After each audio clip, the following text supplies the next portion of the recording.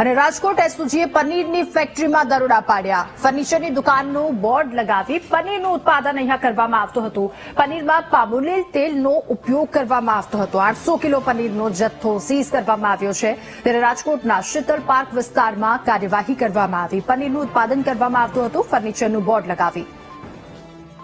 વધુ માહિતી મેળવીશું. સંવાદદાતા સની મૈયર આપણી સાથે ફોનલાઈન પર જોડાયા છે. સની, 800 કિલો પનીરનો જથ્થો સીઝ કરવામાં આવ્યો છે. આ કાર્યવાહી શું વધુ વિગતો? જેટલા વાત કરવામાં આવે તો રાજકોટના શીતલ પાર્ક ચોક નજીક એસઓજીની ટીમે દરોડા પાડ્યા હતા મોડી રાત્રે, જેમાં અત્યારે પનીરની ફેક્ટરી છે તે પકડાઈ છે. આ સમગ્ર બાબતને લઈને શંકાસ્પદ પનીર હોવાની વાત છે તે અત્યારે ચર્ચાઈ રહી છે. રાજકોટના ગુજરાત ફૂડ નામની જે કંપની છે તે જે પનીર બનાવતી હોવાનું શંકાસ્પદ જતા છે. એસઓજીએ દરોડા પાડીને સેમ્પલો લીધા છે. આરોગ્ય વિભાગ પણ સાથે તેમના સેમ્પલ લેવામાં આવ્યું છે. આરોગ્ય વિભાગ અને એસઓજીની ટીમે સંયુક્ત ઓપરેશન કરી અને હાથ ધર્યું છે. હાલ તો સેમ્પલ માટે તેઓએ ગાંધીનગર આ સેમ્પલ છે તે મોકલ્યા છે, પરંતુ સમગ્ર બાબત સેમ્પલ આવ્યા બાદ ખબર પડશે કે આ પનીર સાચું છે કે ખોટું, તેને લઈને તપાસ છે તે શરૂ થઈ છે. જી, આભાર આપનો તમામ વિગતો સાથે જોડાવા બદલ.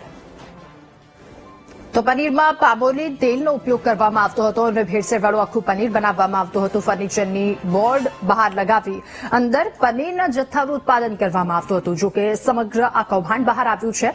રાજકોટના શીતલ પાર્ક વિસ્તારમાં કાર્યવાહી કરવામાં આવી છે. એસઓજી દ્વારા કાર્યવાહી